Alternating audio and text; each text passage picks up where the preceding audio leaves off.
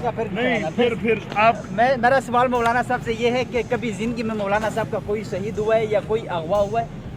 मेरे ऊपर 7 हमले हुए, नंबर 1 मेरे अपने बरखुरदार, ठीक है, मेरे जूनियर, मेरे साथी, ठीक है, शुहदा की लिस्ट 8000 है। आपको मेरा ख्याल है ये मालूम नहीं है, इसीलिए एक मिनट मैंने बताया कि 8000 शुहदा है मेरे, आप और जेनवन शुहदा हैं, वो नहीं है। यही तो आप लोगों का मसला है कि आप अपने घर के फर्द को बात आप इन लोगों के पास भी चले जाते हैं, फिर आप बोल रहे, मैं खामोश हूं।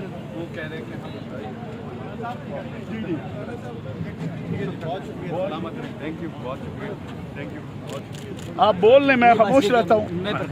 नहीं, आप बोल रहे, मुझे जवाब देने देंगे तो मैं आपको जवाब दूंगा ना। दहशतगर्द आए थे तो मैं और आप इस तरह खड़े होकर प्रेस कॉन्फ्रेंस नहीं कर सकते थे। जब इस मुल्क में दहशतगर्द आए थे तो मेरी मस्जिदों के दरवाजों पर पुलिस खड़ी थी, मेरे स्कूल के दरवाजे बंद थे। हम हालत जंग में हैं 40 साल से। हमारा दुश्मन 76 साल से हमें कमजोर करने के लिए लगा है। आपको नहीं पता है कि माजी में अफगानिस्तान के अंदर जो हिंदुस्तान ने कैंप खोले, अरबों डॉलर लगाए, हिंदुस्तानी कॉन्सुलेट क्या करते रहे हैं, तो ये आज अमन है तो हम यहाँ खड़े हैं। अगर अमन ना होता तो मैं और आप यहाँ खड़े होते? माजी में हमने देखा नहीं है। हम तो मस्जिदों में नमाज जो थी वो भी बंदूक के साए में पढ़ रहे थे, और आज अल्हम्दुलिल्लाह हजारों की लाखों की तादाद में मस्जिदों के बाहर जुमे में को आप लोग देखते हैं, स्कूल खुले हैं, बाजार चल रहे हैं। तो मैं ये दावे से कह रहा हूँ कि मेरे मुल्क के सलामती के इदारे, मेरी फौज और मेरे जो पुलिस है, ये 98% दहशतगर्दी की वारदातों को नाकाम बनाते हैं। 2% हो भी जाते हैं, वो दुनिया में हो जाते हैं।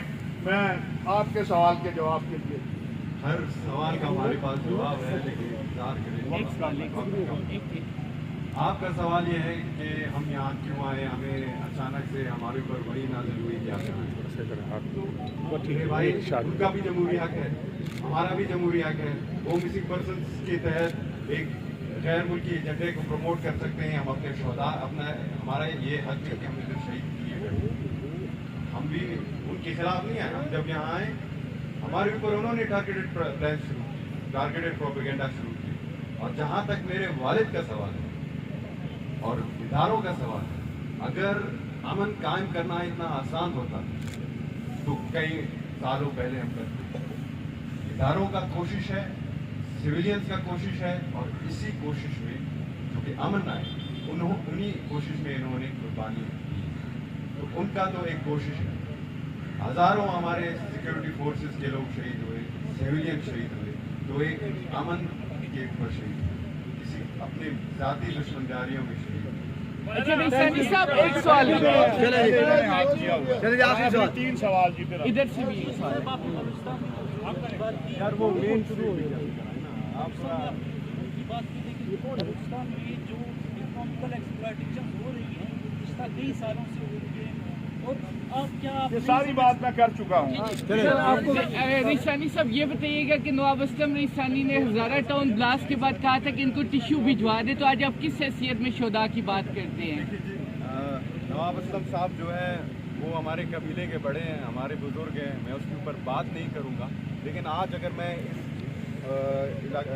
धरने में मैं शिरकत कर रहा हूँ, मैं अपने वालिद शहीद के बेटे की हैसियत से शिरकत कर रहा हूँ, नवाब असलम के भतीजे की हैसियत से। Thank you ji, thank you. Justice Javed Iqbal sahab की सरबराही में दहाई से ज्यादा जो है वो एक मिसिंग पर्सन का कमीशन बना रहा। जो उसकी कारकर्दगी सामने आई वो सुप्रीम कोर्ट में मोहर लगा दी अगले दिनों सारी जो रिपोर्ट आई। तो फिर किस कमीशन से ये लोग उम्मीद रखते हैं या वो लोग उम्मीद रखते हैं, जब रियासत जो है वो इस मसले को ना इसको हल करना चाहती है ना उसको हल करना चाहती है? रियासत तो सारे मसले हल करना चाहती है, रियासत ने ही कमीशन बनाया। अब अगर वो कमीशन बनाने वाले कमजोर हैं या उनकी कारकर्दगी जो है, तो इसके हवाले से हम सुप्रीम कोर्ट जो हिदायत देगी इंशाल्लाह उस पर अमल होगा। थैंक यू सर, बहुत शुक्रिया। मैडम उठ जाए, मैडम उठ जाए।